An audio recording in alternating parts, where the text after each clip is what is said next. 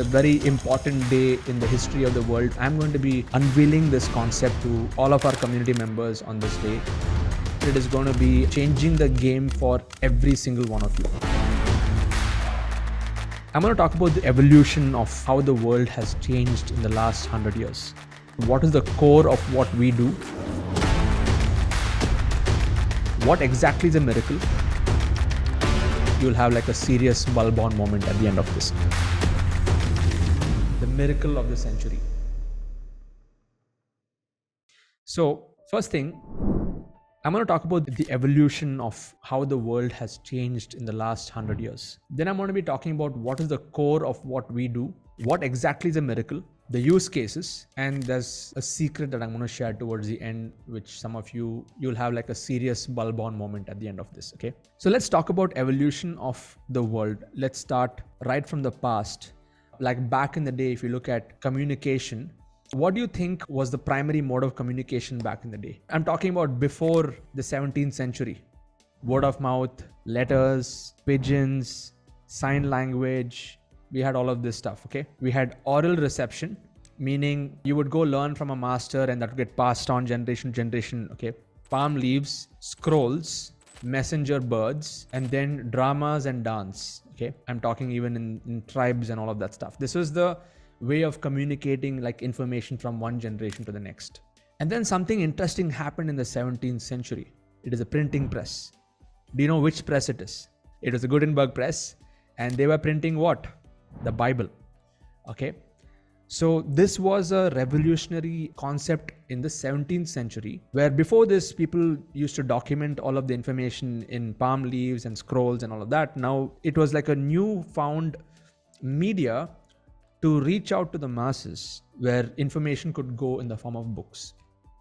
Starting with the Bible, and then it started to go into other forms of books, other literature started to go. 1960s, let's now fast forward. So from 17th century, 18th century, then 19th century, pretty much, books have been around for so long, and libraries have been around for so long. And if you go back and study, history on all these, if you go to say the British Council Library and if you look at British influenced pockets in the world, they would be having the documentation of various different libraries and stuff. It was a part of the culture. 1960s, I want all of you to think about what do you think were the innovations in the 1960s? What I could look at is 1960s was again printing press, where it started to go to newspapers, books and magazines. Newspapers were there even before, but it started to get into mainstream. Like the concept of getting up in the morning and reading a newspaper to start the day was probably not there in the 1950s. I don't remember, like when I used to ask my grandpa and all, he used to say it was only after the independence and stuff. And then books, magazines, all of this started to pick up steam in the world, and radio and TV started off, okay? Radio, born in the 60s, 70s, and you remember the days of radio, World War I, World War II, like that was like another media, mass media of communication and stuff like that, right? And I know many of you maybe from then, and even my dad and mom, and all, when I used to ask them, like, what was it like in your days when you were teenagers? What was it? And they used to say they used to listen to the radio, and they used to listen to all this, one is cricket matches and music. They would wait for the radio station and tune in at that point of time. And then 1970s, something, Lata Mangeshkar, R.D. Burman, Bollywood, all of that stuff was happening on the other side. Yeah. And then 1970s, something interesting happened. It was LP records. By the way, in my home during my grandpa days, we used to have like a big LP player with a gramophone and all that stuff. And we used to collect those record players with the gramophones. That was the era of the postcards. Those of you who are probably married in the 1970s, your entire courtship period would have been happening through postcards, okay? And all those love messages going back and forth, and you may be saving them even till today. Postcards. Then came the whole idea of telex. The trunk call, wired telephones, the big black phones, the rotator phones, all started in the 1970s. Then the evolution of the media happened afterwards. 1980s was the next level. Can any of you remember what happened in the 80s? Now from here, I'll have some ideas because I'll be able to relate with these ideas because I've been born into this. Yeah, the whole concept of color TV just started. I'll give you the full list. tape recorders. You remember the Sony Walkmans and stuff? Tape recorders, and I'm talking about the cassette players, audio cassettes, VHS video, and late 80s floppy disks. You remember that? The floppy disk we used to put in I remember the Beanstalk and all that stuff, Windows 3.11. You remember those days?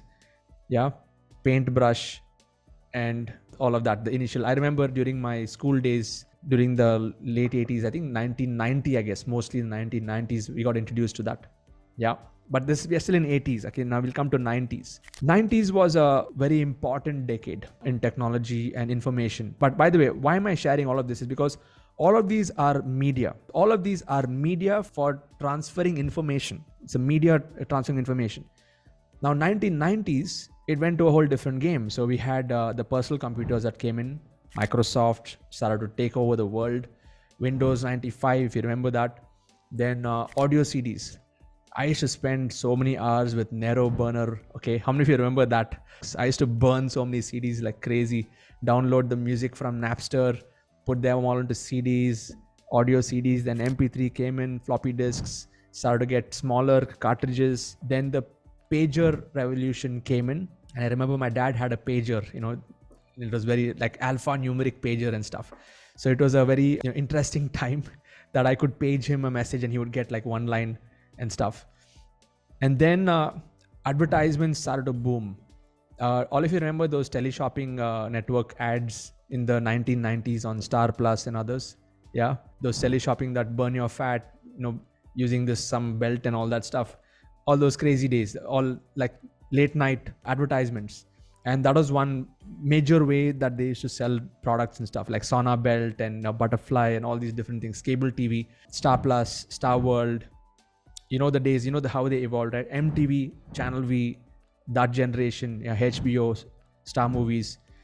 And then the whole, all of the soap opera generation started then, Bold and the Beautiful.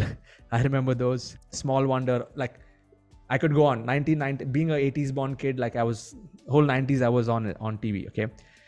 So cable TV, fax, and late 90s was when the whole messenger revolution started. How many of you remember the MIRC? This is before Orkut, okay? Before all of that stuff. So this was another way where suddenly going from one-to-one, like it's all one-way communication. All of these are one-way communication. It started to move to one-to-one communication, like two-way communication. And Yahoo Messenger, Hotmail Messenger, MSN Messenger was the next evolution of media. This is before Orkut, okay? The millennials would never have a clue about this stuff. Anyone born after 2000 would not know about these things, okay? So this is Messenger. Then let's look at 2000. So 2000s was the next one, okay? Steve Jobs came back to Apple, launched the iPod, okay? When iPod came, suddenly it disrupted the whole, the CD market, okay? CDs started to get disrupted. Audio CDs started to go down. By the way, I used to work a part-time job in Music World on Brigade Road in Bangalore during my school days. Some of you do not know this. That was one of my older, first part-time jobs I took up. And I used to, stack up CDs and discs and stuff. And I could see that transition from 1998, 1999, 2000, 2001. I got into audio engineering. I saw the complete transition from this CD mode into MP3 mode. And people used to download hard disks full of MP3s. And that's when Napster got shut down. There was LimeWire. There was so many other torrenting things that came in. Okay. Then mobile phones. So mobile phones, that was the next big thing. Do you remember 8250, the first Nokia phones? You know what I'm talking about? Yeah, 333310. Which one was that?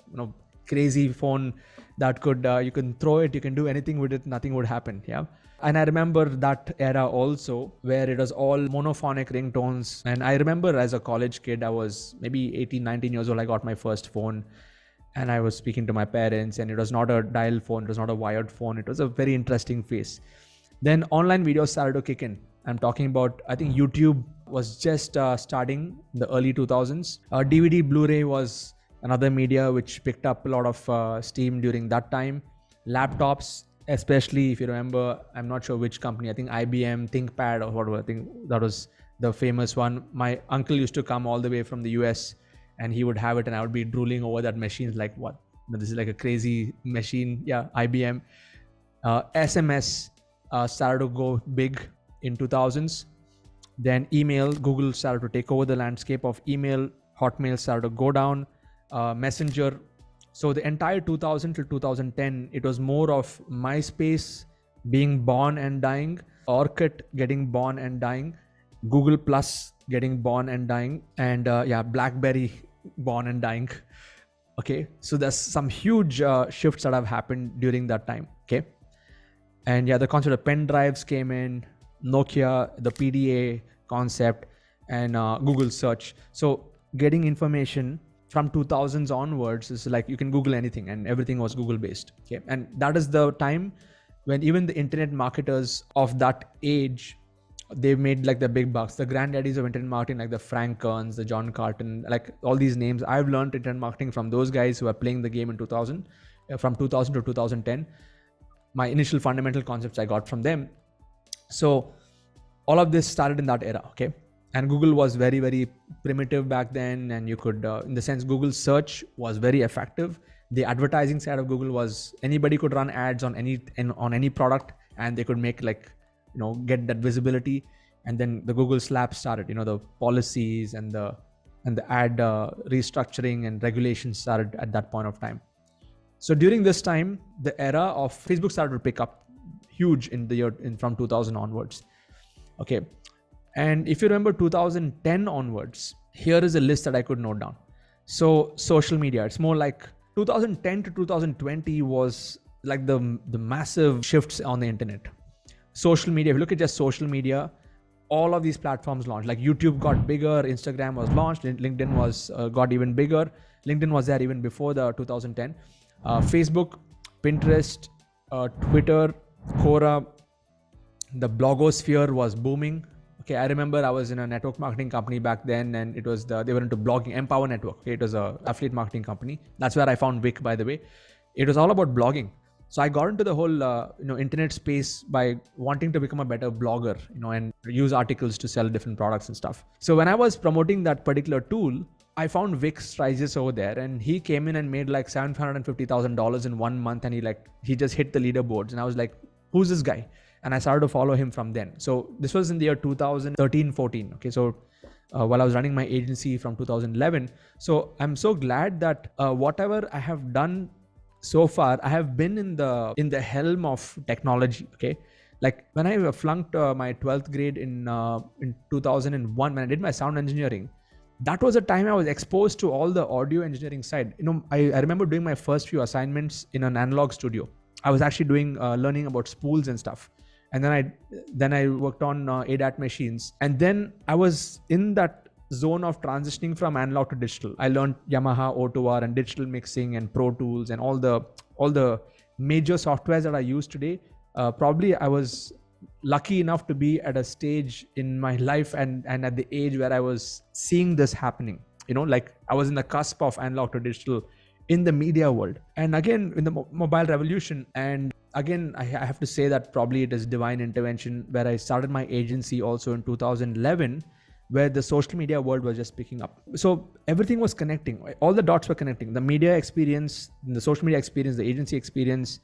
And let's look at Messenger, Skype, Zoom, Facebook Messenger, WhatsApp, WebEx. Like these are all the different forms of media that picked up steam.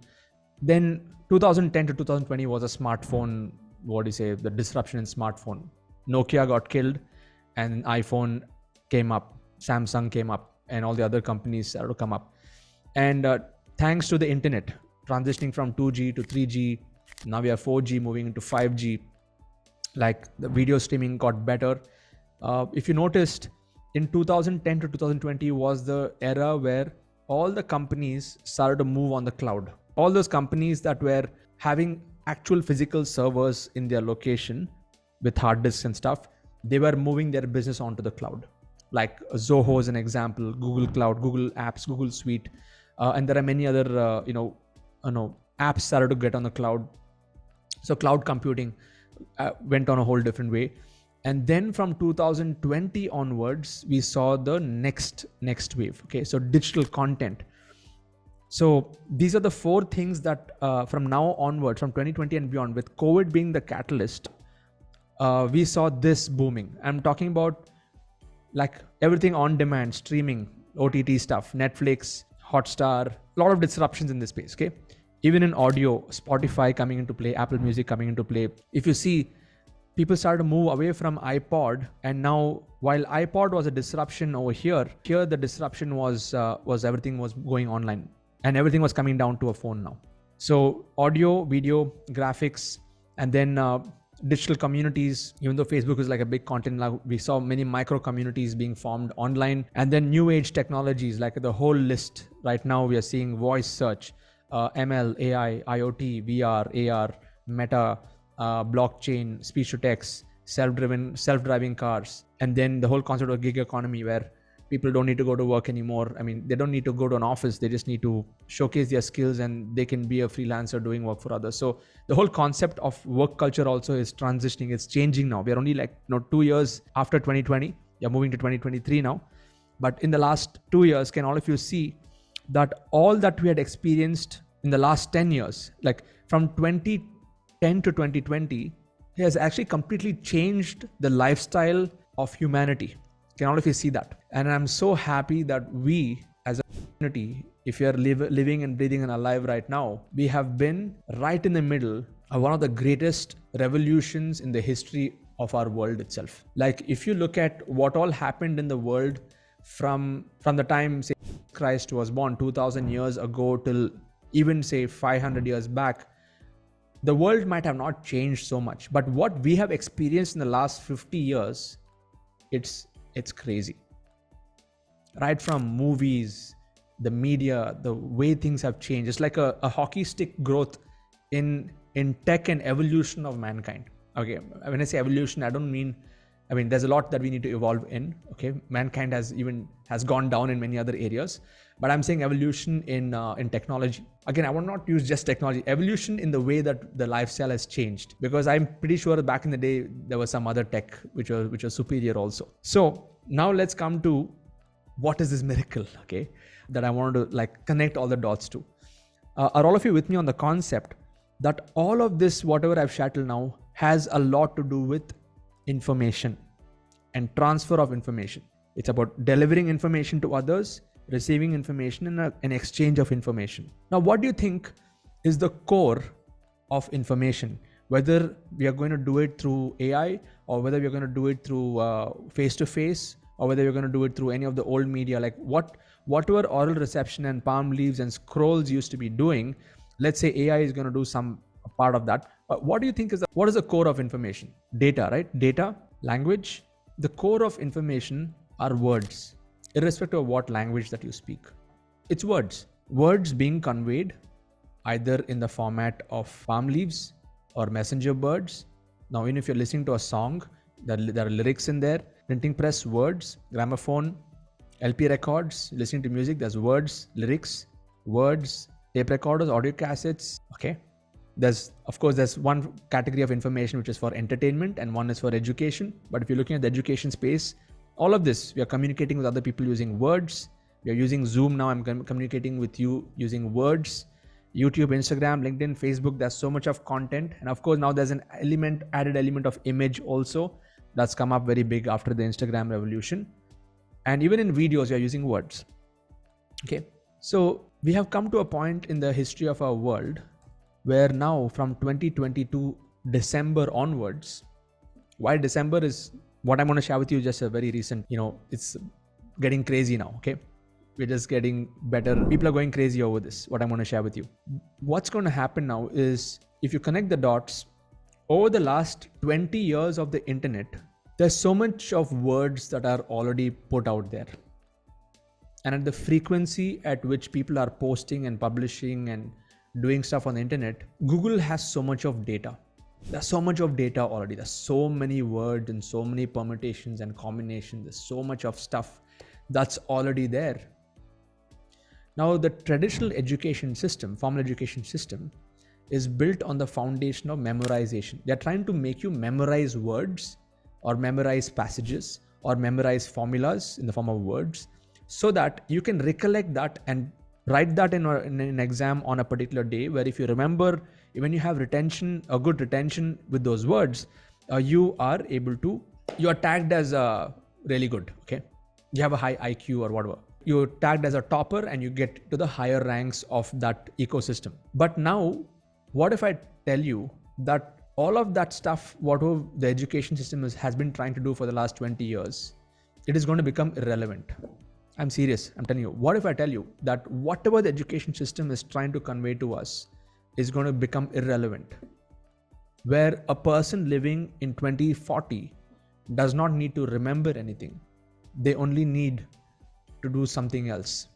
And what is that something else I'm going to share with you? Okay, I'll cover that towards the end. What makes us valuable as human, it is not how much of information that we gather in our brains. There's something more to this. So the miracle I'm going to share with all of you is a concept. The miracle for the next century. And why do I say it? The miracle of this century, last 100 years, what is going to happen, what's happening right now, what I'm going to show you has never happened before. It's AI powering up words. I want to ask all of you a question. Have you heard of this concept called ChatGPT? Now, it is not about the tool. Okay, some of you might have heard about this. But what I'm going to share with you today is how do you use that tool for a knowledge business? Very specific to that. And this is what I've been playing around with. The last 2-3 days, I've been playing a lot with this. But you do not know what I'm going to show you because I've done a few things with this. So, are all of you ready for this? Let's bring it on. So, let me first tell you what this is all about. There's a company called OpenAI that has developed something called ChatGPT. Okay. While I'm teaching this, just stay focused with me because trust me, this is going to, from what I can see, it's going to give Google a run for its money. I think this is one thing that can disrupt even Google. And let me show you how. So they have developed something called ChatGPT. So it's called chat.openai.com. It's a very, very simple interface. As you can see, I have been trying different things. I'll tell you how it works. So this is more like a chat engine that will pretty much give you whatever answers that you want. So for example, you can ask, what are the planets in our solar system? And this will just give you all the planets. It's just doing it right now on the fly. Okay. This is a simple way on how you can get your information instead of going to Google and searching for it. Now we will take it one step further. What if we do something like, what are the biggest problems in human life? Now look at this. There are many problems that can affect human life. Check this out. Health problems, finance problems, relationship problems, work-related problems, mental health issues, social issues, environmental issues, political problems, personal problems. Crazy, right? Now these are the top niches. You got your content, right? You have the macro niches now in a knowledge business. Now I can go one step further and ask this ChatGPT, what are the most profitable, okay, let's look at what are the most profitable subtopics under health. Let's look at the subtopics under health. Medical devices, pharmaceuticals. I've used the word profitable, okay? Healthcare services, telemedicine, health insurance, nutrition and wellness, mental health. Crazy. So now you've got some subtopics, okay? Now let's take, for example, we will take aging, okay? Let's take anti-aging. Create a 6-step curriculum to help people reverse aging. Give me a curriculum now. Let's see. Here's a possible 6-step curriculum. 1, understand the causes of aging. 2, adopt a healthy lifestyle. 3, protect your skin from exposure. 4, hydration. 5, consider anti-aging treatments. 6, keep learning and growing. You have your 6-step process now. Okay. Now let's go one step further. Let's go in the same aging space. Okay. Give me top 10 questions people have when it comes to anti-aging. You remember I make you do the 100 questions document? Check this out. What causes aging? What are the best ways to prevent or reverse aging? What are the most effective anti-aging skin products? Are anti-aging injectables safe and effective? Is plastic surgery a good option for reversing aging? What are the risks and side effects of anti-aging treatments? List goes on. Mind blown? Our next hackathon, we're going to be building it on this, okay? I'm just giving you like a glimpse. In the hackathon, I'm going to do more stuff. I'm planning out. It's not about the tool. It is about how you get the best out of the tool. And I've prepared a lot of scripts now for this. I've started to build a new course on just AI content creation. Okay. Now I'll tell you another way. I can take this, what causes aging. Okay. Give me a good video script for YouTube where I want to talk about what causes aging. Hi. I mean, you don't have to read the script, but you get an idea. Check this out. Welcome to my YouTube channel. Today I want to talk about the topic of aging and what causes it. Aging is a natural process that occurs over time and it's something that affects all of us. But have you ever wondered what causes aging? Well, there are actually several factors that contribute to aging, and it's a complex process that is not fully understood by scientists. One factor that plays a role in aging is genetics, genes. So this can go on, but can all of you see that every damn topic you can think of, this tool is pulling it out from the internet. And it does not bias information.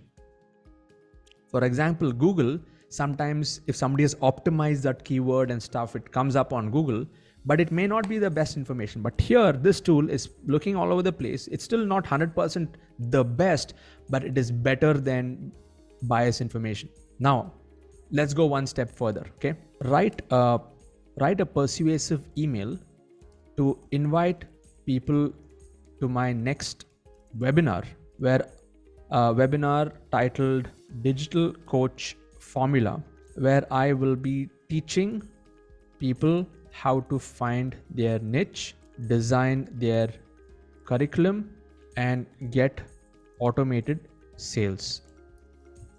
It's a 90-minute webinar for experts, coaches, and teachers. Let's see what this throws out. Dear first name, I hope this email finds you well. I want to invite you to my next webinar titled Digital Coach Formula, where I'll be sharing my expertise on how to find a niche, design your curriculum, and get automated sales as a coach, expert, or teacher. Are you trying to figure out how to stand out in a crowded market or attract your ideal clients? Do you feel like you're wasting time trying to create a course or program that will actually sell?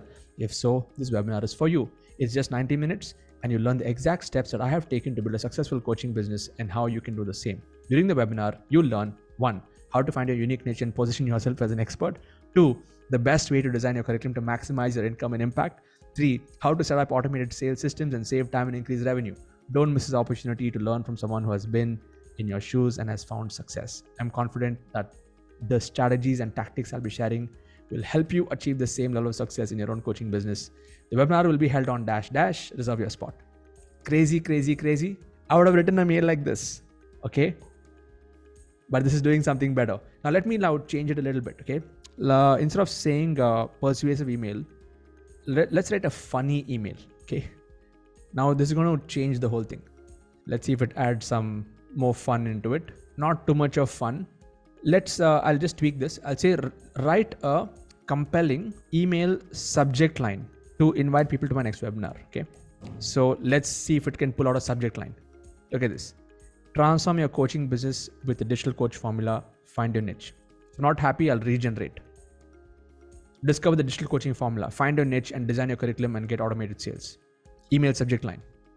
I can go on to do something more. I can say write a compelling landing page invite, okay, to get people to my next webinar.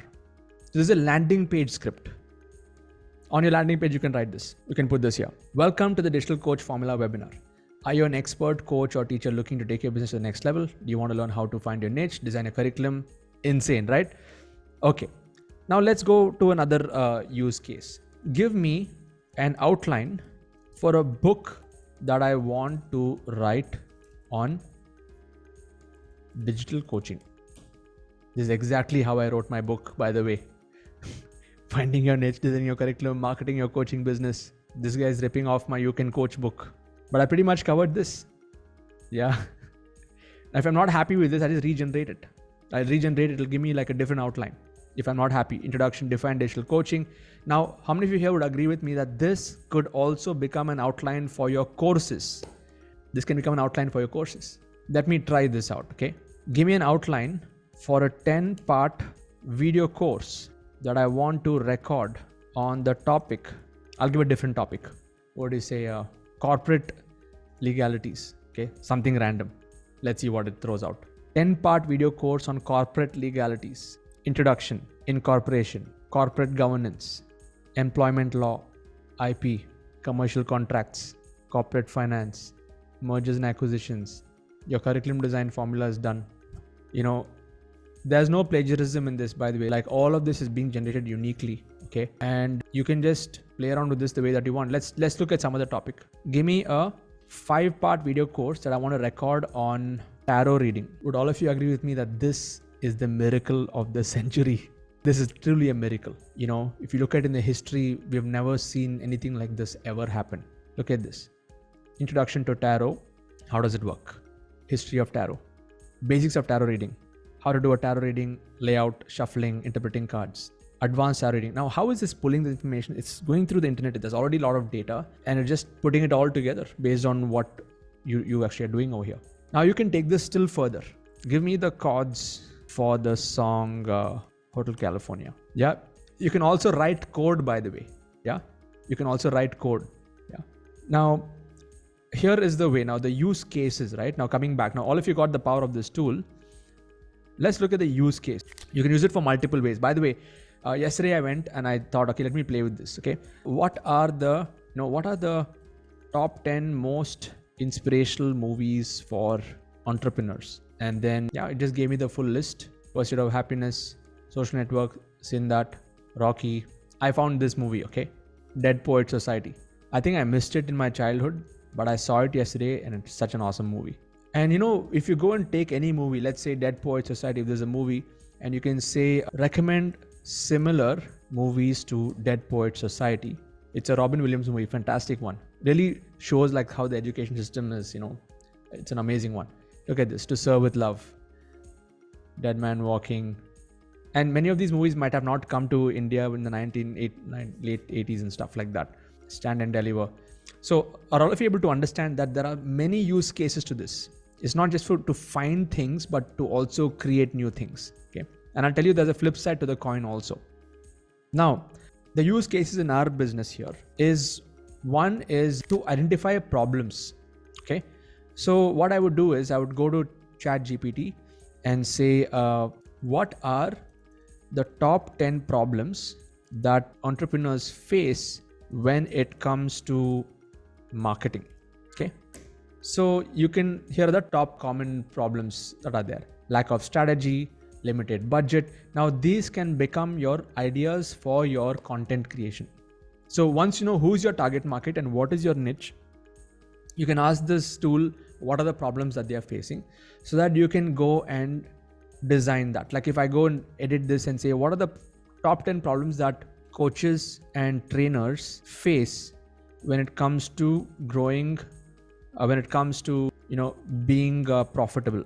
So now it's giving me the 10 problems. So this is a good starting point to understand what content to create. Like lack of clarity of target market, lack of clarity of value proposition, like what value are you adding, lack of marketing strategy, poor selling skills, limited price options or offers, limited revenue streams. Pretty awesome, yeah?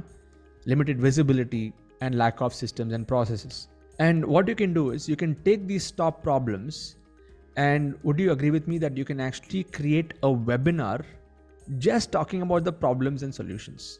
So you can just ask the question, okay, what are the problems parents face? What are the problems the target market faces? And those can become the topic for what you're going to be dealing with in your webinar. Like you can start the webinar saying that, okay, I'm going to talk about the top 10 problems and I'll give you the solution. And the solution can be your system, your community. Yeah, 100 ideas. You can just go type here, write, I'll not type 100 questions because it will type 100 questions. Like type 20 questions that coaches have in their mind. Okay, 20 questions. So in our next hackathon, I'm going to make all of you do your 100 questions then and there in the room, not by going and doing research, but just pulling it out from here. How do I find my target market, value proposition? How do I convert leads and paying clients? All of these questions can become into videos, it can become into podcasts, can become into outlines. So the first use case scenario is problems. Second use case scenario is sub niches.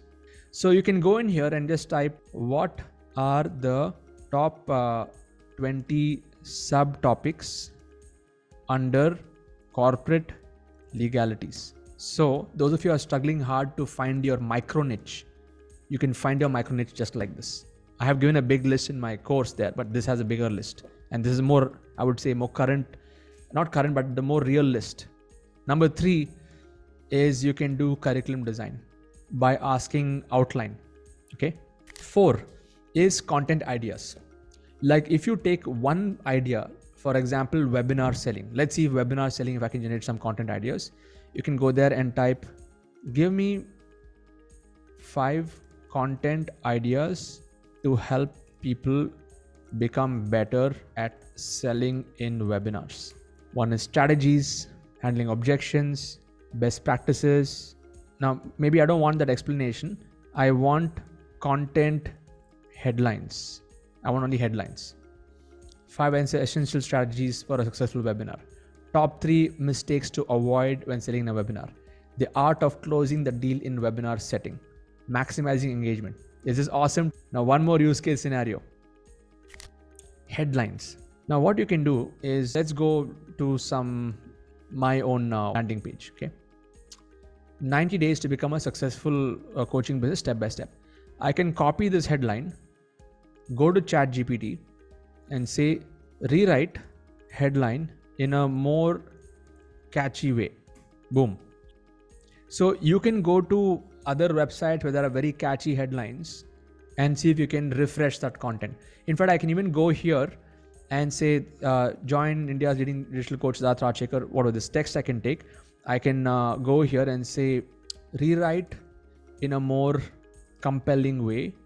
And I paste the entire text here. So it's here, transform your coaching career with India's premier digital coach, Siddharth Rajshekar. In this free webinar, learn how to build a thriving coaching business without the need for physical office or employees. Like what was already written.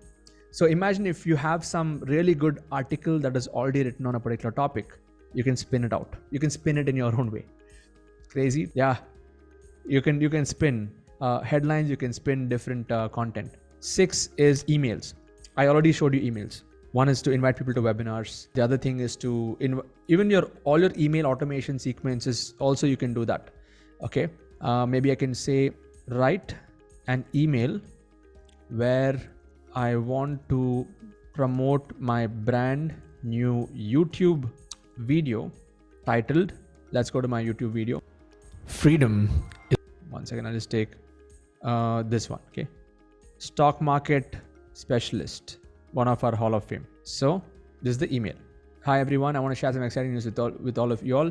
My brand new YouTube video, stock market and BTSC specialist Tapas Chandra achieves 8.5 lakhs in 5 months, is now live.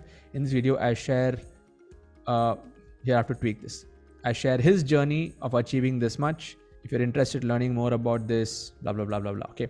So now it is written as though he's inviting them. Okay. So if I change this to write an email where I want to promote my brand new video, YouTube video, where I've interviewed my student. Now this will change. Everything changes. Yeah. Awesome, right? So you can write emails. Number 7 is ads. Facebook ad copy. Okay. Let's go in here and let's play around with this. Write a catchy Facebook ad with 200 words, inviting people into a law of attraction masterclass that teaches people the 5 secrets. Expand the 5 secrets. I do not know what the secrets are. That's why. So let's see this. Look at this. Attention, all seekers of abundance and prosperity. Are you ready to unlock the power of the law of attraction and manifest your dream life? Join us for a one-time only law of attraction masterclass and learn the 5 secrets to attracting the abundance in your life. Our expert speaker Dash has spent years of studying this, and you're going to teach you this. The power of positive thinking, the importance of visualization, role of gratitude, secrets of manifestation, power of affirmations. Don't miss out on this. Crazy. So you want to make this, you can change to make it catchy, make it funny, make it provocative. Okay. Write a provocative Facebook ad. Let's see what it does. I need to tap into the full power of law of attraction and manifest your wildest dreams. Then join us for the law of attraction masterclass, where we'll be sharing 5 secrets. Secret number 1, understand law of attraction. Secret number 2, know your thoughts. Now you can create multiple spin-offs of ad versions and see which one works best. And it's not that you have got to use exactly what is there. You take that as a base and you add your own thing to it. Okay. So there's another use case scenario. Number 8, social media posts. So you can go in here and the same thing, I'll say, write an attractive LinkedIn post with 100 words, inviting people for the same. Okay. So you can do social media posts. You can ask, even social media posts, we can go one step further. We can say, give me 10 questions that I can ask on Facebook to improve engagement. These are some good questions that you can ask. Super. This is ways you can create more engagement and you'll get some ideas. Okay. Next is you can use this for your landing pages. I already said landing page, headline, landing page description, the pain points, everything can be covered. Okay. Number 10 is you can use it for any other research. Like I am using it now to find out like which are good movies to watch and similar movies to this, like things that I've never discovered before. Now, Google does not give me this kind of stuff. Like Google will give me everything, but it won't give me which is very specific. Like similar movies to Interstellar.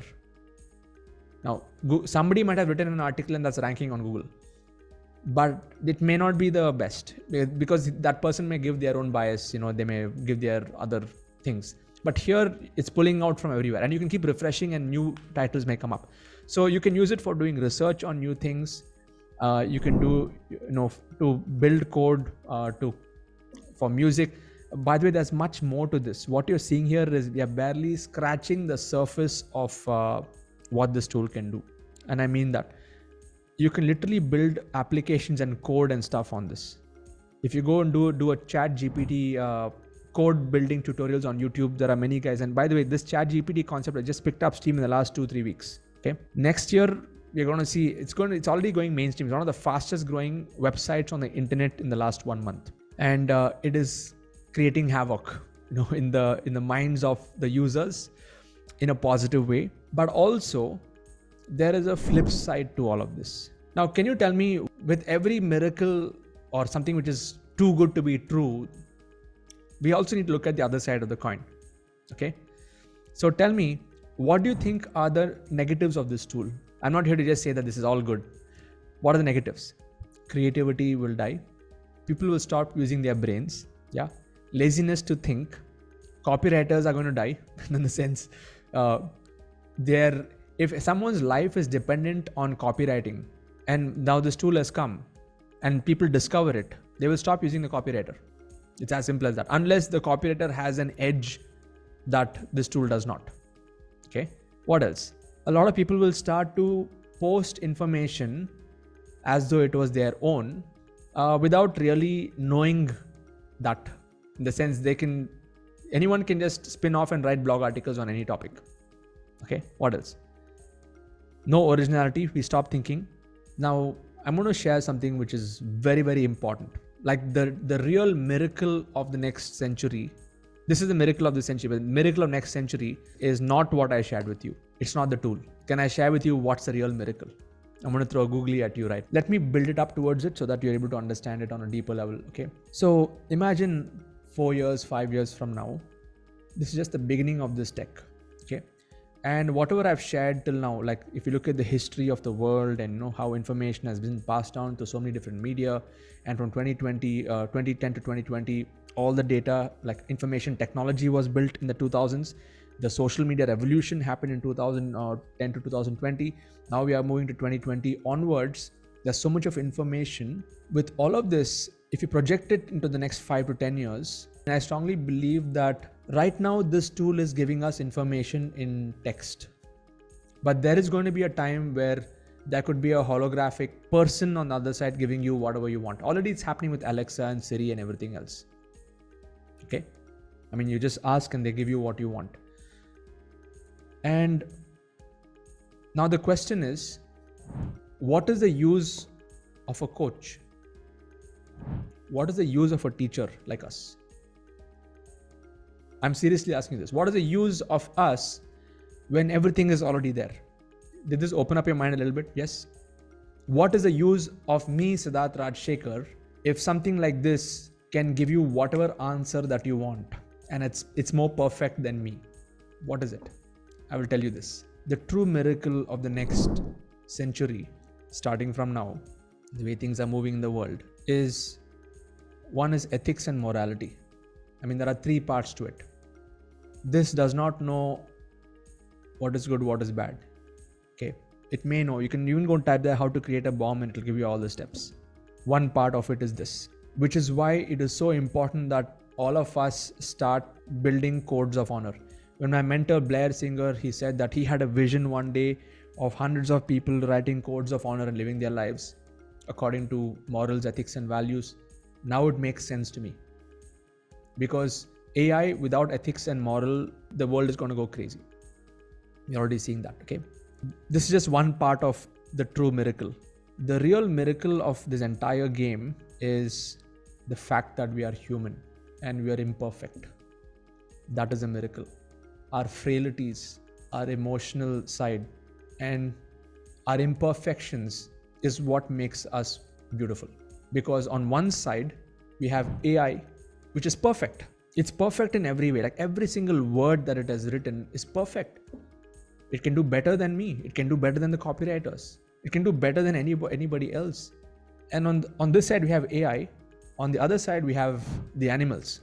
Okay, we have the animals that also don't have as evolved consciousness as we do. For example, animals cannot sit together and discuss about what's the purpose of life. AI won't do that because there's no concept of purpose. It's what you give it. Back to the movie The Matrix. It's the meaning that you give it. And if you remember that conversation Neo had with the architect, you know that scene. So I feel the movie The Matrix is slowly becoming true, where in the future world, we're going to have many more programs that will be designed to do specific things. Programs, perfect programs. It could be a Siri, it could be an Alexa. Maybe there's a program just designed to be your self-hypnosis coach. Understanding the mood of and what is going on in your body levels will take you through a guided meditation process and bring you out of it. Okay, you could have personal digital assistants doing this for us.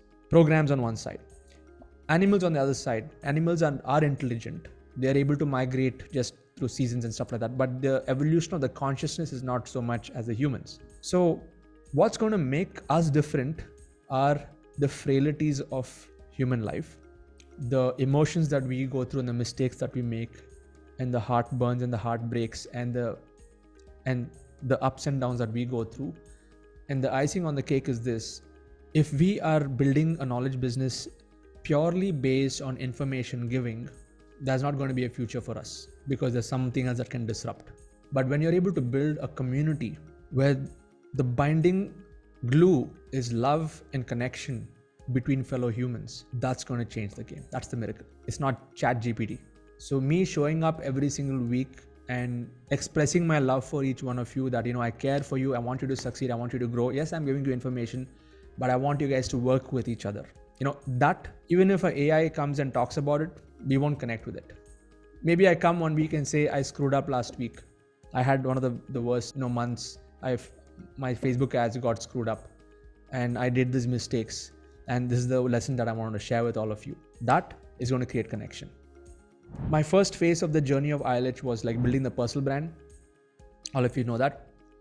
The second phase in the last 2 years was building a community brand, where I built the community and the hackathons and all this started to come. And from 2023 onwards, my focus is on making this a collaboration brand, on how we can work with each other. That's why hackathon, I'm grouping all of you into teams of 50. So there's a different dynamic that comes in the whole learning process, which is not primarily about information. It's about collaboration. It's about understanding each other's problems. It's about understanding and pulling each other up. So our imperfections make us what we are. And there's one more that I have to share is, I always end with this: spirituality. AI can't talk about soul they can give you the theory behind soul. Animals don't have a high consciousness to understand the journey of a soul, but this is what makes our human life more valuable than anything else. Bringing in a spiritual angle to building communities, irrespective of what path or process that you follow, is going to make us humans stand the test of time. Like we can stand the test of time over the next 3-4 decades only when you're able to infuse these other two elements, the secret ingredients of vulnerability and spirituality. And of course, community building. We're building communities and really making people to work together. So, and when you look at these three things, this go back in our ancestors and tribes and how tribes were built and all that. So it comes back to tribal needs, which is why I think like what we are doing in ILH is very different from many other communities. So here, yes, there is a lot of knowledge in technology. There's a lot of knowledge in community building, on building. All the tactical side of the game is there, but there's another dimension which is very unique that all of us are resonating with, which is what keeps all of us together. You know, whether you're a diamond member or a silver gold member, like it does not matter which membership, but people coming together for the common vision mission. And that's why there's one of the important things that I start with before you do your launch is I help you clarify your mission. Animal does not have mission. Their only mission is to get food and protect the family. Eating, sleeping, mating, defending. That's it. AI, there's no mission. It's what you give it. That becomes its mission. Now can you see the importance of what we are doing? Like the importance of starting off with a mission, saying, I'm on a mission to help 100,000 people solve this problem. So now that becomes something worth pursuing on a daily basis. If the mission is, I'm on a mission to give information to people, yeah, there's somebody else who can do better than that. AI will just take you out of the game. But when you're on a mission to inspire 100,000 people to, or build a community around that topic, to solve a particular problem, to create a tribe around that, that makes it unique. And as you're building that community, as you express your vulnerabilities to your tribe and your intent on a continual basis, that's the glue that keeps a tribe together. It's the love that you express to your tribe and the connection that you form between the tribe members that will keep that glue together. And the more you are able to bring in elements of collaboration in your tribe, the bigger your tribe will start to get. And when you have code of honor and stuff like that, the tribe will be aligned to this. You'll find some people who are not misaligned, who come in, they keep going. Not everybody is the same, but when the vision is common, the mission is common, things will start to work. Okay. So us versus AI versus animals, and ChatGPT is just one of those small little tools that has just crept into this world in the last month or two that's creating a game-changing shift in the way people think. There are many tools that are coming in besides text-based tools. There are video-based tools, there are automatic like PPT generators, there's image generators. You just put in your image and it'll create like multiple versions of it. I mean, there's so much that's going on right now that it's going to get bigger and bigger in the times to come. But I don't want any of you to get distracted by that. Use it as a way to, take it even further. But don't get lost in that space of just the tool part. Start using this tool. So in our next hackathon we are doing, I'm going to get you to design all of this within the first two missions itself. We'll have the foundation, the strategy mission. Instead of you going and searching for 100 questions, I'll make you generate the questions, but still there has to be some effort from your side to understanding your market better. It's not that the tool gives you and you just need to use that. No, you got to use even your own discretion as you're going through this. So our next hackathon will be based around whatever I shared. A lot more stuff will get done very fast. And the only question that I have for each one of you is, are you going to play the hackathon with full on vigor? Meaning, don't miss a video, don't miss a podcast. Whatever stuff you're doing in research, you got to put yourself out there. Put yourself out there, because no matter what planning you do on a Google spreadsheet, you have to get the rubber on the road. Take that camera, record, share your intent with the world and make yourself go out there. I know many people who did the hackathon, they missed out on all the main elements of influence building. So all of this is very alluring, is very attractive, but ultimately it comes down to what people are seeing you and what kind of message are you posting.